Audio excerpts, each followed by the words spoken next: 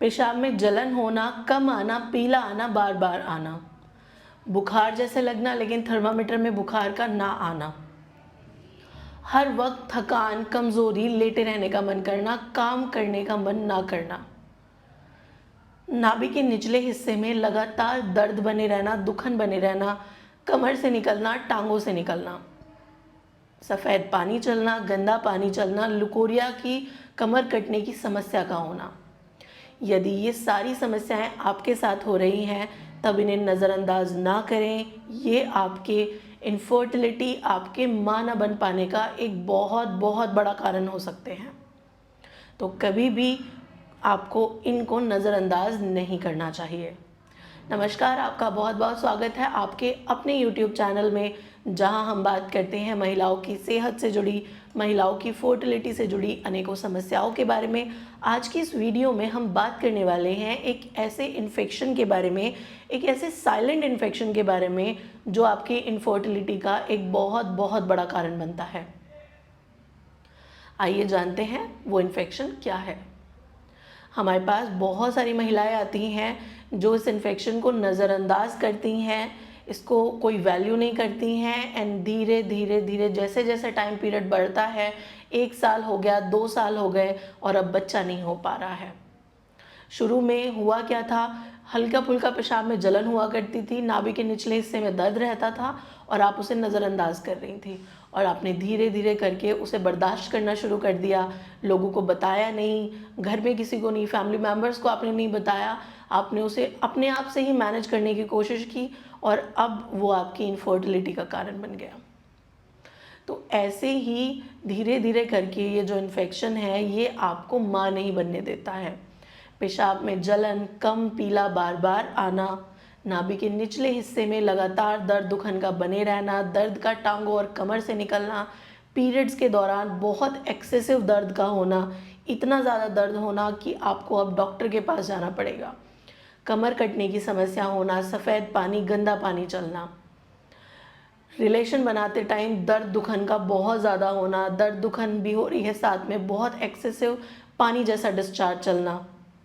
तो यदि ये सारी समस्याएं आपके साथ होती हैं तब इसको आपको नज़रअंदाज नहीं करना चाहिए। यूटीआई, यूरिनरी ट्रैक्ट इन्फेक्शन, पेशाब की थैली में इन्फेक्शन का हो जाना। हमारे पास बहुत सारी महिलाएं आती हैं जिनकी शुरुआत यूटीआई से हुई थी, हल्का फुल्का यूटीआई था, अब धीरे धीरे वो पीआईडी हो चुका है, पेल्विक इन्फ्लामेटरी डिजीज़ हो चुकी है, उनको लिकोरिया बहुत एक्सेसिव बढ़ चुका है, कहीं की आयुर्वेदिक दवाइयाँ खा रही हैं, फंकियाँ खा रही हैं, एंड वो ठीक नहीं हो रहा है, अब बढ़ता चला जा रहा है। धीरे धीरे मेंस्ट्रुएशन गड़बड़ हुए, हार्मोनल इम्बैलेंस हुआ, अल्टीमेटली अब प्रेगनेंसी नहीं रुक रही है, शादी को 5 साल हो चुके हैं, 6 साल हो चुके हैं। देखिए, इन्फेक्शन, यदि हम बात करते हैं इनफर्टिलिटी के कारणों के बारे में, तो उनमें जो सबसे पहला कारण आता है वो इन्फेक्शन ही आता है। आज की इस वीडियो में हम बात करने वाले हैं यूटीआई के बारे में, यूटीआई के ट्रीटमेंट के बारे में, इसके होम रेमेडीज़ के बारे में। देखिए, यदि आप कोशिश करें तो आप नेचुरली भी इन चीज़ों का इलाज कर सकते हैं, सब चीज़ें आपकी इजीली किचन में अवेलेबल होती हैं। यदि आप दवाइयों से चाहते हैं, मुझसे बार बार कमेंट किया जाता है कि मैम हमें दवाइयाँ भी बताइए, ट्रीटमेंट भी बताइए, तो आज की इस वीडियो में मैं ट्रीटमेंट के बारे में बात करूँगी। तो यदि हम होम रेमेडीज़ की बात करते हैं, हम अपने पेशेंट्स को बोलते हैं, हमारे पास जो महिलाएं आती हैं ये सारी समस्याएं लेकर, बहुत सी महिलाएं आती हैं जिनकी शादी को अभी 1 महीना भी नहीं हुआ एंड वो यूटीआई की हिस्ट्री लेकर के आती हैं कि मैम पेशाब में जलन रहती है, ऐसे लगता है जैसे हर वक्त भारीपन सा लग रहा है, नीचे की तरफ बहुत सारा वज़न जैसे है, पेशाब ऐसा लगता है बहुत सारा आएगा, आता 2 बूंद है, पेशाब करते टाइम दर्द होता है, पेशाब में झाग आ रहे हैं, बदबू भी आ रही है। तो इस तरह की कुछ हिस्ट्री लेकर के आती हैं। अब महिलाएं इसको नज़रअंदाज करती हैं, वो सोचती हैं कि हल्की फुल्की छोटी मोटी तो प्रॉब्लम है, ये ठीक हो जाएगी। जैसे जैसे 1 साल जाता है, 2 साल जाता है, तीसरे साल में बच्चा नहीं होता, अब पीरियड भी गड़बड़ हो गए हैं, अल्ट्रासाउंड भी गड़बड़ आ रहे हैं एंड आपको इनफर्टिलिटी की प्रॉब्लम अल्टीमेटली हो गई है। देखिए, करना क्या है, सबसे ज़रूरी चीज़ है हाइजीन को मेंटेन रखिए, अच्छी मात्रा में आपको पानी पीना है, जितना पानी आप पी सकें, 2 से ढाई लीटर पानी पीना ही पीना है। उसके अलावा आपको दही का सेवन करना चाहिए। कुछ महिलाएं ऐसे बताती हैं कि जो लहसुन होता है उसको चबाने से सुबह में खाली पेट आपकी यूटीआई की प्रॉब्लम ठीक हो जाती है। अदरक का पानी पीने से यूटीआई की समस्या ठीक हो जाती है। एंड पिसा हुआ धनिया जो होता है उसको पानी में उबाल करके पीने से आपकी मिचुरेशन की प्रॉब्लम ठीक हो जाती है। तो ये सारी चीज़ें आपके किचन में बहुत इजीली अवेलेबल हैं। यदि आप चाहती हैं कि नेचुरली आप इसका इलाज करें तो आप इनका इलाज ऐसे कर सकती हैं। नाभि के निचले हिस्से की सिकाई करनी पानी से ज़रूरी है। गर्म पानी से सिकाई होनी बहुत बहुत ज़्यादा ज़रूरी है। एक बार में बहुत सारा पानी ना पिएं, धीरे धीरे करके थोड़ा थोड़ा पानी पिएं। दिन में 2 बार दही का सेवन करें, सुबह में और दोपहर में। रात में दही का सेवन बिल्कुल भी नहीं करना है। कोशिश करें जो डॉक्टर दवाई दे रहे हैं लुकोरिया के लिए उसको आप दूध से ही लें। चाहे आप 1 कप दूध का इस्तेमाल करें लेकिन आपको दूध से ही लेनी चाहिए। पानी खूब सारा पीना है। नींबू पानी पिए, नारियल पानी पिए। मैं कभी फ्रूट जूसेस की सलाह नहीं देती हूँ। फ्रूट जूसेस नहीं पीने हैं। नींबू पानी, नारियल पानी का सेवन आपको करना चाहिए। उसके अलावा आप मौसमी खा सकते हैं। देखिए, दही खाना बहुत महत्वपूर्ण है, प्रोबायोटिक्स है। अब हम बात करते हैं ट्रीटमेंट के बारे में। ट्रीटमेंट जो हम दवाइयों से करते हैं उसमें आप टैबलेट ZFO का इस्तेमाल कर सकते हैं। आपको ये ओवर द काउंटर बहुत इजीली अवेलेबल हो जाएगी। ZFO, आप इस टैबलेट को 14 दिन खाइए, सुबह और शाम। आपकी ये प्रॉब्लम धीरे धीरे ख़त्म हो जाएगी। साथ में एडिशनली आपको एक गैस का कैप्सूल लेना है और दर्द की, नाभि के निचले हिस्से में जो दर्द दुखन बना रहता है, इसके लिए पेन किलर दिए जाएंगे।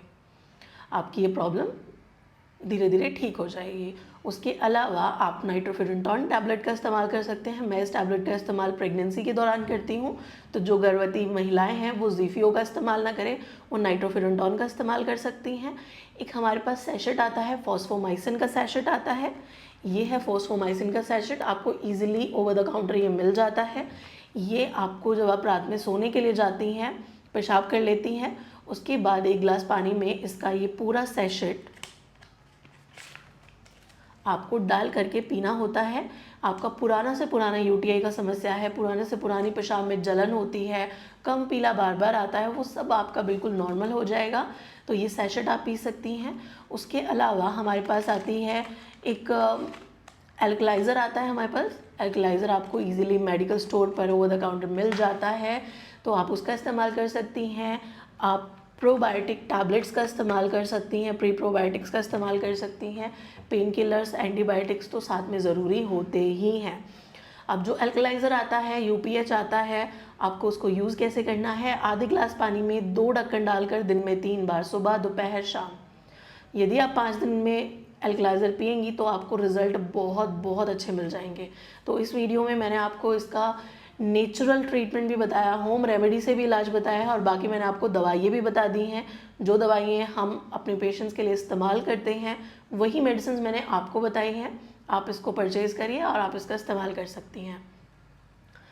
तो यदि आपके कोई सवाल हैं, कोई क्वेरीज़ हैं, तब आप मुझसे कमेंट सेक्शन में पूछ सकती हैं। यदि आप सेम कमेंट मुझे 10 टाइम्स आते हैं कि भाई आप पर्टिकुलर इस टॉपिक पर वीडियो बनाइए, या जो भी आपके कमेंट्स होंगे मैं उस पर वीडियो ज़रूर बनाऊंगी। उम्मीद है दी गई इन्फॉर्मेशन आपके लिए हेल्पफुल रही है। यदि वीडियो हेल्पफुल है तो ज़्यादा से ज़्यादा महिलाओं से शेयर करिएगा। यदि आप चैनल पर नए हैं तो सब्सक्राइब करिए, बेल आइकन को दबाइए जिससे सबसे पहले नोटिफिकेशन आपको मिल सके। धन्यवाद।